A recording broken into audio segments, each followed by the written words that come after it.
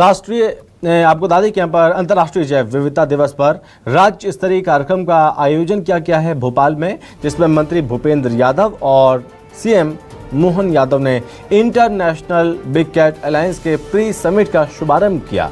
इस दौरान सीएम मोहन यादव ने कहा कि चीतों को लेकर शुरुआत में कई तरह की चिंताएं थीं, लेकिन सरकार और वन विभाग के प्रयासों से ये प्रयोग सफल साबित हुआ।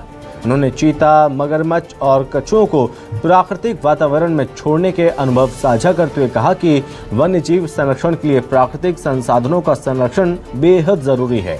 सीएम ने जल संरक्षण को वन्य जीवों के अस्तित्व के लिए अहम बताते हुए सरकार की प्रतिबद्धता दोहराई।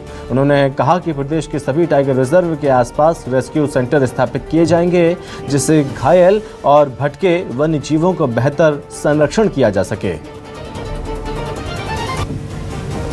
जब शेर चलता है तो शेर चलते चलते अपनी चाल में पलट करके वो जब देखता है तो उसको अपने पूरे शरीर का आनंद के साथ एहसास भी होता है, लेकिन उस सिंहावलोकन में अभी तक की यात्रा का एहसास होता है, लेकिन भविष्य की फिर नई उड़ान, नई ऊंचाई की तरफ बढ़ने का, नए लक्ष्य लेके आगे बढ़ने का नया संकल्प होता है। मैं इस बात के लिए आपका धन्यवाद भी अदा करूंगा कि आपके कारण से चीता स्टेट बनने के लिए हमारे इस मध्य प्रदेश को गौरव मिला, माननीय प्रधानमंत्री जी को और आप दोनों को धन्यवाद। एक नया कीर्तिमान आपके माध्यम से भारत सरकार गौरवान्वित हुई। सौभाग्य की बात है कि हमारे यहाँ 100 साल पहले जंगली भैंसे पाए जाते थे। आज जंगली भैंसे भी असम सरकार के लिए आपके माध्यम से माननीय मुख्यमंत्री असम को भी धन्यवाद दूंगा।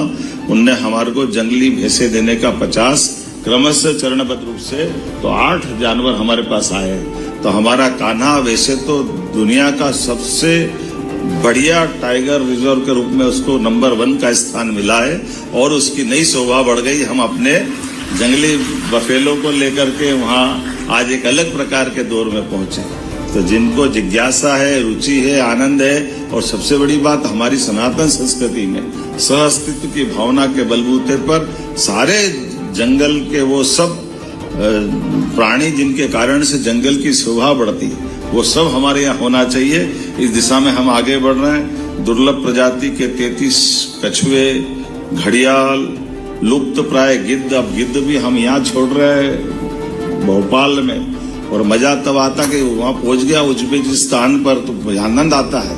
तो मालूम पड़ा कि उसके अपने ट्रांसलोकेशन की सीमा के बलबूते पर जो हम प्रयोग कर रहे हैं उसकी सफलता के लक्षण भी दिखाई दे रहे हैं। हमारी सरकार ने जल संरक्षण को लेकर भी तीसरा साल चल रहा है। हमने इसको केवल कर्मकांड नहीं, इसको प्रतिबद्धता के बलबूते अपनी गंगा दशमी त्योहारों के साथ हर त्योहार से कोई न कोई संदेश छिपा हुआ है। तो इस साल भी लगातार हम अब की बार तो और 3 महीने तक गुड़ी पड़वा से 30 जून तक गंगा दशमी को बीच में लेकर के अपने प्रदेश भर के अंदर इसमें बहुत बड़े पैमाने पे काम कर रहे हैं, जिसके बलबूते पर अगर मैं इसका आंकड़ा देखता हूँ तो आंकड़ा हमारे लिए और गौरवान्वित करता है कि हमारे अपने इस राज्य के अंदर ही लगभग 3000 करोड़ से 56,000 से अधिक जल स्रोतों का जीर्णोद्धार और निर्माण, साथ ही साथ 827 बावड़ी, 1200 से अधिक तालाब,